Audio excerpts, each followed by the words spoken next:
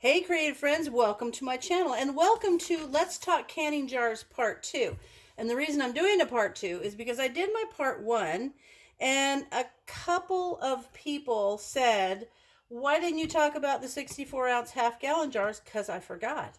And then also about the difference between what you would actually use wide and narrow mouth, regular mouth jars for. So first of all, so that I don't forget, let's talk about this big guy. This is the half gallon jar. And it's a wide mouth, but it still has the shoulders like a regular mouth would look because it's so big. These are 64 ounces, and this size jar is only used for juices. And honestly, I've never had a full half gallon juice, but they're done. So this is done for juices because it's so big. If you put anything else in it, like you think, oh, you know what, I'm going to do a whole bunch of peaches, there's so much in there that the heat's not going to penetrate properly. But liquid is a really good conductor of heat, and so having this filled with nothing but liquid is fine. So this one, and they'll say like grape or apple juice in here, but 64 ounce half gallon jars, really very limited usage, except for if you're not going to can in it. Looky here. So I keep a lot of my dehydrated foods in there, and these awesome, check this out really close. So these, let me see if I can block that, the glare from the light. There you go. These are chanterelle mushrooms because where we live, these grow wild, and there's a lot of people who are mushroom hunters that go out and get them, and you can't can wild mushrooms because it's just they're very different. The only thing they've really done research on are button mushrooms. So you don't want to can them because we don't know where they were grown and what the acidity level is in them and what their density is and all that. But can you dehydrate them? You bet you can. So these are all chanterelles, and I have dehydrated these, and I keep them in this big jar, and then I just take them out when I want them, and I rehydrate them. The other thing is, how much can they hold? They can hold a whole lot.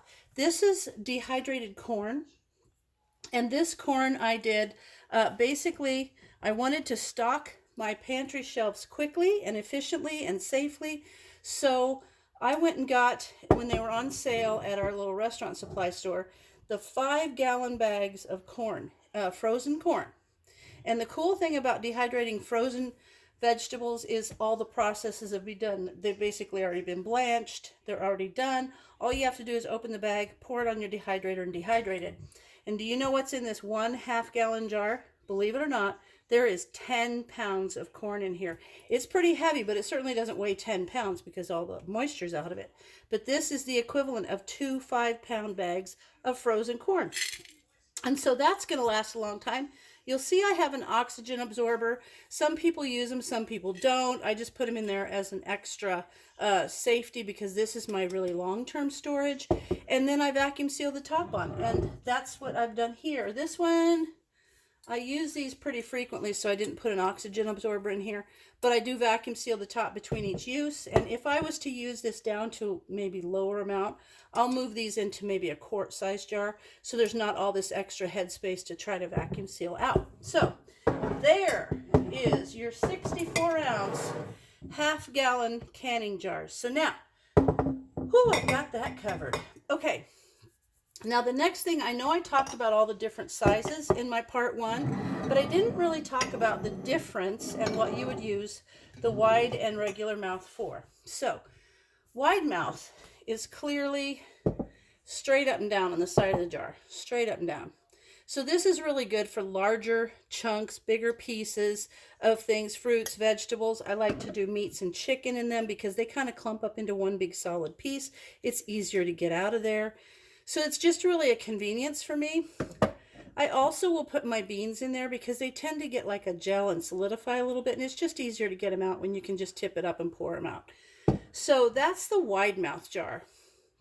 And it's super easy to get foods in and out of a wide mouth jar. So there's that. The regular mouth jar tends to be recommended more for things like salsas, like this. This is a regular mouth. This is one of those Feeding America jars. This was kind of cool. They came out with these neat jars, and for everyone you bought, they donated money to programs to help feed people, basically. So this is a regular mouth jar, and you can see that that would pour easily out of there. This is a smaller one, and this is chicken wing sauce, and you can see that that would pour easily out of there. So those are nice, but you can see how this jar has little shoulders on it. And so one of the things I like to do is, if you can, this is a wide mouth quart, but some things, if I was doing pickles in a small, I just wanted to find one. I couldn't, just to show you the concept of this, but I couldn't find any pickles that I had done in a smaller jar. But one of the reasons I would use a regular mouth jar with something could be to help utilize the shoulders on the jar to kind of help hold food down. So this one, you can see it, even though it's a wide mouth, ignore that, but you can see the shoulders, and the shoulders kind of hold the food down. If you pack it in there, it kind of gets caught under the edge of the shoulder and kind of braces the food down. So if you have something you're afraid is going to float up like that, if you put it in here, the shoulders aren't guaranteed, but they can help hold the food down. So even though these are recommended for salsas and liquids and pourable things, sometimes the shoulders can help you out. So you can see that there. Look at those pretty pickles. Aren't those pretty? I need to open those and use them. But anyway, you can see how, see if I tip it, you can see how that liquid is being held. And that will just hold the bulk of things underneath there. So there's my pickles, using the shoulders of the jar to help hold those down. So I think I've got everything covered now. I've got your half-gallon jars, your wide and narrow mouth jars, and why you would use the two of them, and you can see their difference.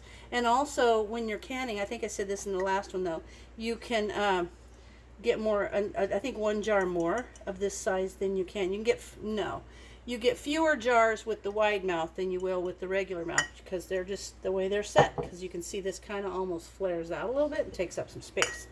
So there you have it, the different jars that I missed and a couple of the reasons that I missed in my last video. So that's why we have Let's Talk Canning Jars Part 2. And as always, thanks for watching, and I'll see you in my next video.